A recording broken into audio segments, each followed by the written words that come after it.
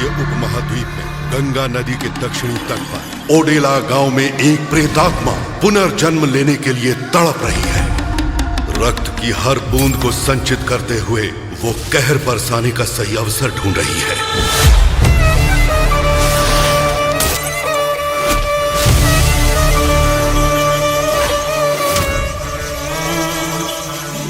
पति भले ही मर चुका है, मगर उसकी रूह आज भी जिंदा है। तुम मुझे भूत प्रेत की कहानियां सुनाकर डरा रहे हो।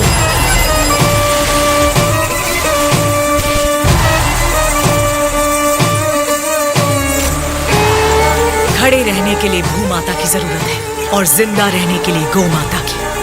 जीने के लिए इनकी हत्या मत करो। गोमूत्र बेचकर भी जीवन जी सकते हो।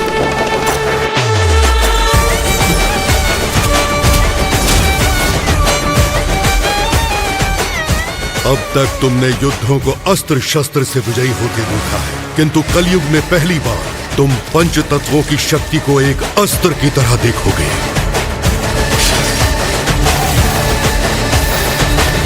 अगर तू मंत्र जानती है तो मैं तंत्र जानता हूं।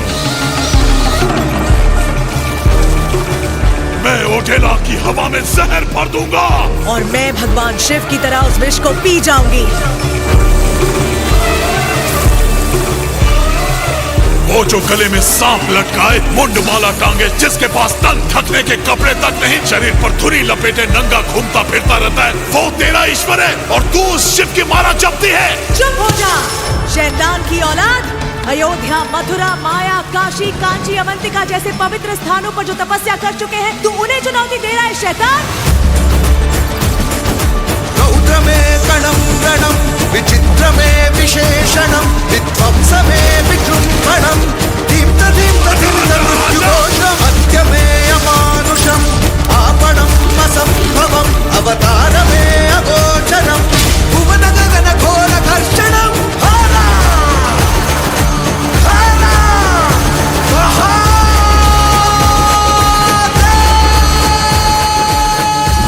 इतनी लाशें बिछा दूंगा कि लोग शिव का नाम लेने के बजाय बस लाशें गिनते रहेंगे।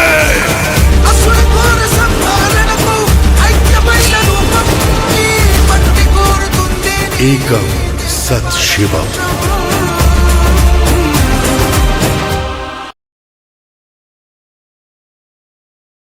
सो hello guys, welcome to back my YouTube channel. आशा करता हूँ आप लोग सब लोग अच्छे होंगे। तो आज हम बात करने वाले हैं ओडेला 2 फिल्म के बारे में, जो तमन्ना भाटिया की सबसे शानदार मूवी 2025 की है। ये सब 17 अप्रैल को रिलीज हुई थी। वीडियो को शुरू करने से पहले वीडियो को लाइक करें, कमेंट करें, चैनल को सब्सक्राइब जरूर करना। चलो बिना देरी के वीडियो को शुरू करते हैं। फिल्म की स्टार्टिंग में हमें दिखाया जाता है कि एक लड़की रेलवे स्टेशन पर कटा हुआ सिर लेकर जा रही है और ओडेला गांव के चारों तरफ त्रिभुत नामक उस भूत ने चारों तरफ से घेरा बना दिया है, जिसके अंदर ना कोई आ सकता है ना अंदर से बाहर जा सकता है। उस त्रिभुत नामक आदमी को उस गांव वालों ने उसे जान से मार दिया था और उसकी कब्र एक पीपल के पेड़ के नीचे बना दी थी। त्रिभुत की आत्मा को शांति न मिलने के कारण उसने गाँव में डर का माहौल बना लिया था। वह कुंवारी कन्याओं के साथ और नवविवाहित कन्याओं के साथ गलत कार्य करके उन्हें जान से मार देता था। गांव वाले से बहुत परेशान हो चुके थे। उसी गांव के बाहर एक नागा साध्वी आई, जिसका रोल तमन्ना भाटिया ने निभाया था। नागा साध्वी भगवान शिव की बहुत बड़ी भक्त थी। नागा साध्वी बचपन से ही साध्वी के रूप में आ गई थी। जब गांव वालों को पता चला कि गांव के बाहर नागा साध्वी आई हैं, तो गांव वाले दौड़े दौड़े उनके पास पहुंचे और उन्हें अपनी सारी समस्या बताई और बोले, माता हमारी समस्या को दूर कीजिए। नागा साध्वी माता ने कहा कि अब मुझे अपनी समस्या पूर्ण रूप से समझाओ। गांव वालों ने उन्हें सारी समस्या बताई और कहा, माता इस समस्या का निवारण कीजिए। साध्वी माता ने कहा, ठीक है, मैं तुम्हारे गांव में आने के लिए तैयार हूँ। नागा साध्वी माता गांव में आती हैं और अपनी दिव्य दृष्टि से देखती हैं कि वो दुष्ट आत्मा बहुत ही ताकतवर हो चुकी थी और वह अपने बदला लेने में बहुत उत्सुक थी। उसी गांव में एक मौलवी भी थे जो बहुत महान थे। नागा साध्वी माता ने दुष्ट आत्मा ने बहुत प्रार्थना की कि तुम इस गांव को छोड़कर चले जाओ, मैं तुम्हारी सारी समस्या दूर कर दूंगी। परंतु उस दुष्ट आत्मा ने बिल्कुल भी नहीं माना और बोला, मैं इस गांव को पूरे तरह से नष्ट कर दूंगा, तभी मेरी आत्मा को शांति मिलेगी। और उसने तभी पूरे गांव के चारों तरफ एक रेखा खींची और कहा, इस रेखा को जो कोई भी इंसान पार करेगा सर धड़ से अलग हो जाएगा और जो अंदर आने की कोशिश करेगा वो भी खत्म हो जाएगा।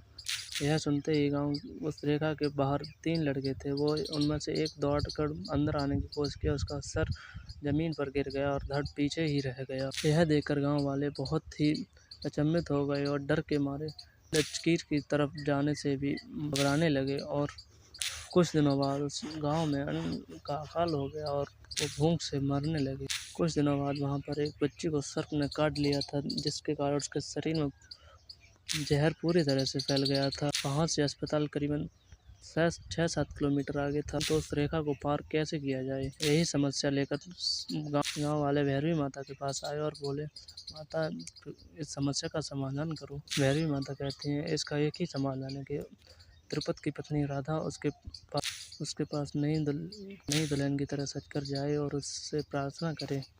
यह सुनकर गांव वाले चौंक जाते हैं और राधा इस बात को मान लेती है और वहां से चली जाती है। राधा अपने घर आकर कुछ देर सोचती है, फिर नई दुल्हन की तरह सजती है और वहां से निकल जाती है। राधा जैसे ही उस पीपल के पेड़ के नीचे आती है, अचानक से काले बादल छा जाते हैं और राधा वो, तिरुपति देखो, मैं तुम्हारे लिए सज धज कर आई हूँ, कृपया करके मेरे पास आओ, मैं तुम्हारे बिना नहीं रह सकती। और इधर भैरवी और गांव वाले भगवान शिव की पूजा करने लगते हैं।